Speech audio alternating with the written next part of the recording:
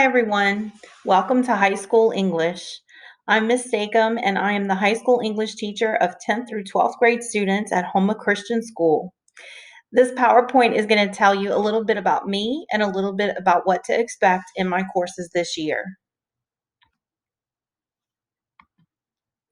I've been teaching for quite a while. This is my 19th year teaching, and I've taught English all 19 of those years. I finished my Bachelor of Arts degree at Nicholls State University, and that degree was a focus in English education with a concentration in secondary education. And I received a Master of Arts degree in 2006 that was in English from UNO. I've taught every grade level from sixth grade through the collegiate level of English, so I have an understanding of where your children have been as far as their English education is concerned and where they are going with their English education. And that helps me to kind of have a perspective on what needs to happen each year in the classroom as far as literature, writing, and reading comprehension. As an educator, I really do want students to be successful. I want them to be effective readers, writers, and thinkers. And I feel very blessed that God has led me to Homa Christian School. The best way to contact me is probably through email. You can see my email there at the bottom of the PowerPoint, but it's Maggie_Stacom at homachristianschool.com. What you're going to see next are my class codes and contact information for my course, and also contact information again for me at the bottom with my email again. But you'll see the remind codes for each class as well as the Google Classroom codes for each class.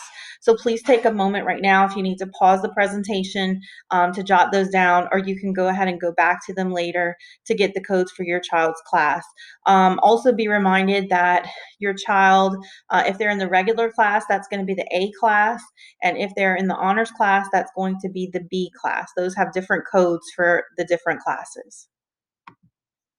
The course syllabus was sent home at the beginning of the year, and it had to be signed by parents and turned in on Google Classroom.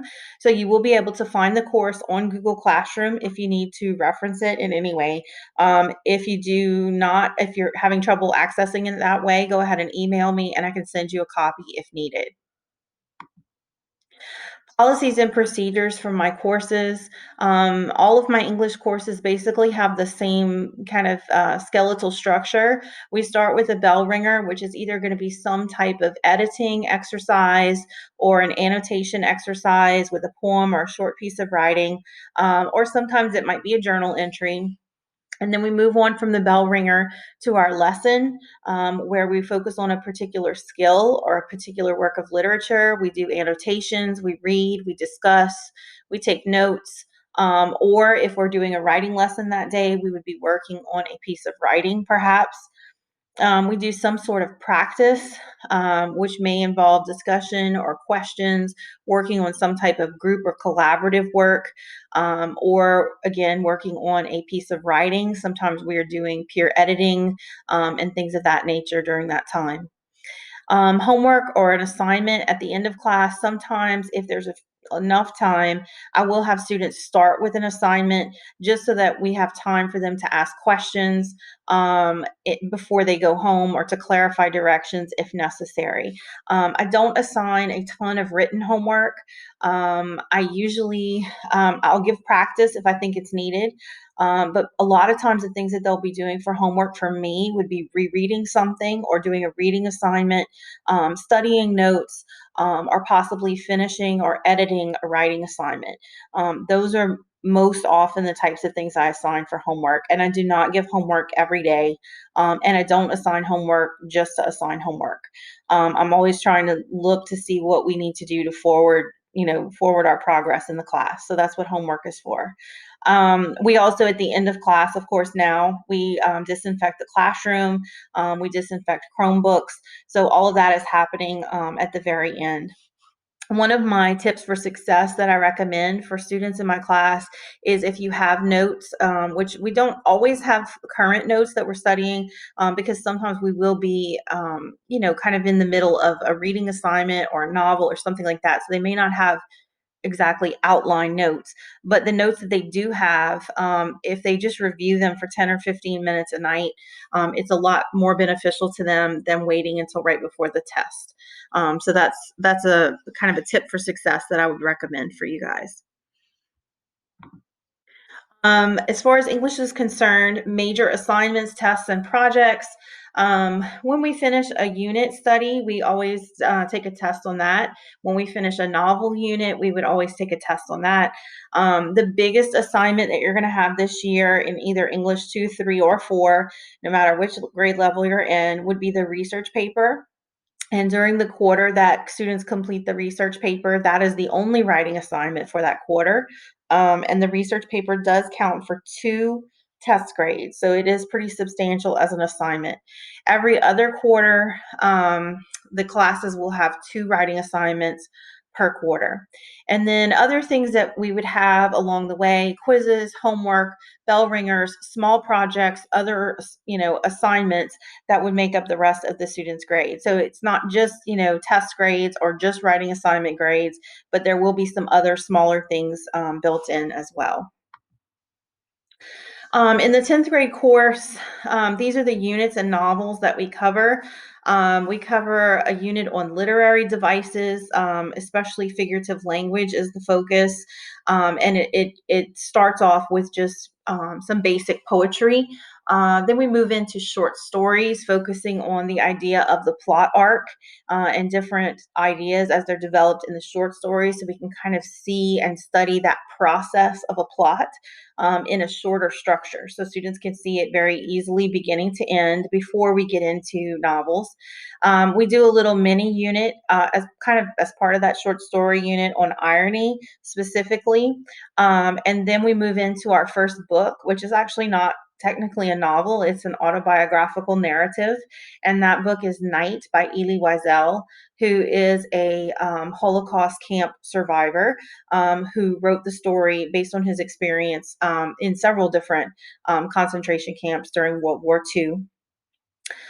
Students will also complete the research paper, and as 10th graders, there will be an oral presentation that goes along with that as part of their major assignment for 10th grade English. Then we will move on to a unit on folk tales and epics, followed by a play study, a drama, Macbeth by William Shakespeare.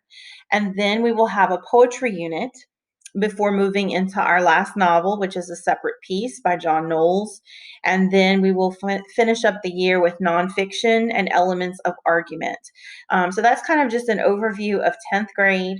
The 3 books that you would be responsible to get for your student would be Night, Macbeth, and a separate piece. And those ISBN numbers can be found on the Homa Christian School website under the Parents tab. 11th grade, if your student is in English 3, 11th grade, these are the units and novels that will be covered at that grade level. English 3 is a study of American literature. So we'll be starting with early American literature, colonialism essentially, moving into romanticism and transcendentalism, then the dark romantics, so a little Edgar Allan Poe in there. The Scarlet Letter by Nathaniel Hawthorne will be our first novel. And then we'll move into the literary movement known as realism, followed by another novel, Little Women by Louisa May Alcott. Then we'll move on to modern literature, contemporary literature, and then finally The Pearl by John Steinbeck. So that'll round out our year. So again, the 3 things that would be outside reading out of our textbook would be The Scarlet Letter, Little Women, and The Pearl. And those would need to be acquired by the student. And those ISBN numbers are on the Homa Christian website under the Parents tab. So that can all be found there. In addition, I failed to mention this, but 10th and 11th grade both have a specific vocabulary study that they complete as well as part of the course. 12th grade units. 12th grade is actually a study of British literature. So that's English 4 is British literature.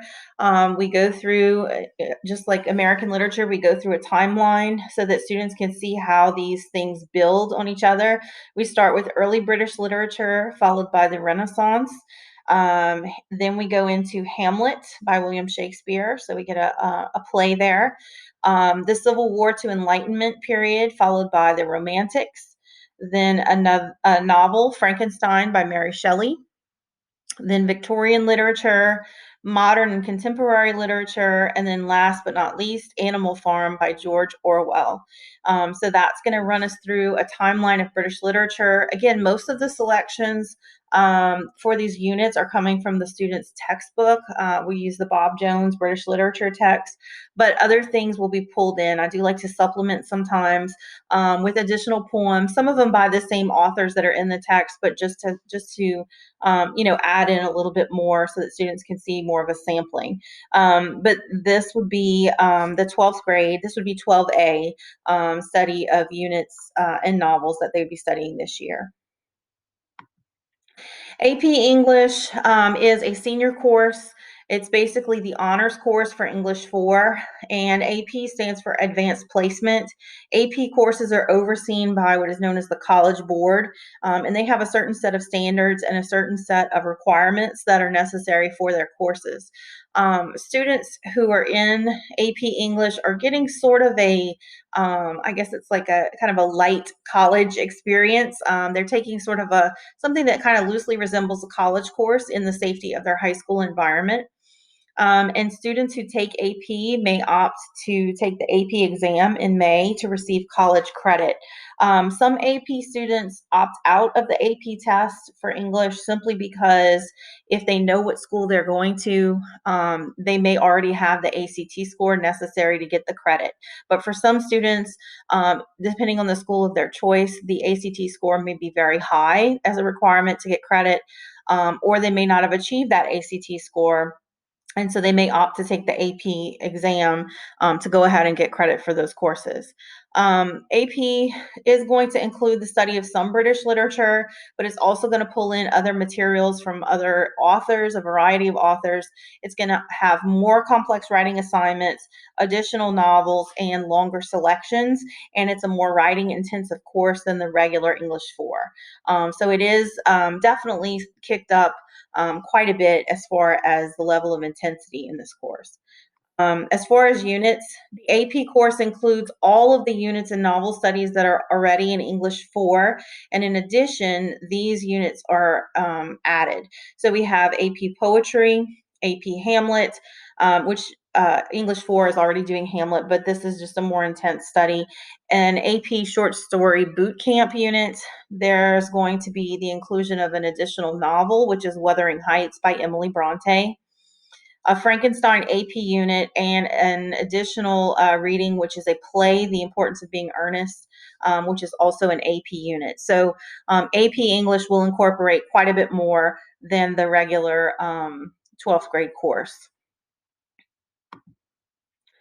Turning in assignments or homework, I will be collecting most assignments that I'm going to pick up. Those will be collected on Google Classroom because of virtual students and also because of COVID restrictions. It's better if things are turned in electronically just because it's safer, and it's also very convenient for students to turn in things that way from home as well. Everything must be submitted in the correct place on Google Classroom. Students, we've already been through the process of using the turn in button, making sure everything's there before the deadline and the time. All of that is, of course, very important. Anything that is turned in late is going to lose points for each day that the assignment is late, and it's going to be the equivalent of 1 letter grade per late day. Depending on depending on the value of the assignment will determine how many points that actually is. When I do assign homework, and it's homework that I will check in class, I check that at the beginning of class, and the student will not receive credit for that homework unless the assignment is out and complete at the start of class when I come around to check it. And the reason for that is typically we go over the homework right away, and so students who coincidentally find their homework later in the period, we're probably just writing it as we went over it. So it does have to be out and complete at the beginning of class for those students to receive credit for the homework. All right, how can I help? I am a big advocate of the idea that teachers, parents, students are kind of all working together. I know that these students are older students and they don't always act like they need help or want help, but that doesn't necessarily mean that that's the case just because they're acting that way. So if there's something I can do to help your child be more successful in my class, please let me know. And I would appreciate you just supporting the class by just encouraging your student to study ahead, to keep up with assignments. Let them know that, this, whatever their issues are with school or whatever they're facing this year, it may be a tough year, but we're going to get through this together. And it's going to be very doable for them if they can just kind of stay on top of things from the get go. If there's something that is going on with your student or something that you think I need to know that would help me understand your student or their educational needs, please let me know that. And of course, several, most of them I've already taught, except for the 10th graders. I've taught everybody else at least 1 year pretty much. So I think I have an advantage there, and teaching them for 3 years kind of gives me that edge because I do feel like I get to know them so well. But if there's something that you think, something maybe that's changed or something that I need to know, please don't hesitate to reach out. I am looking forward to the school year. I know there's a lot of uncertainty and a lot of surprises.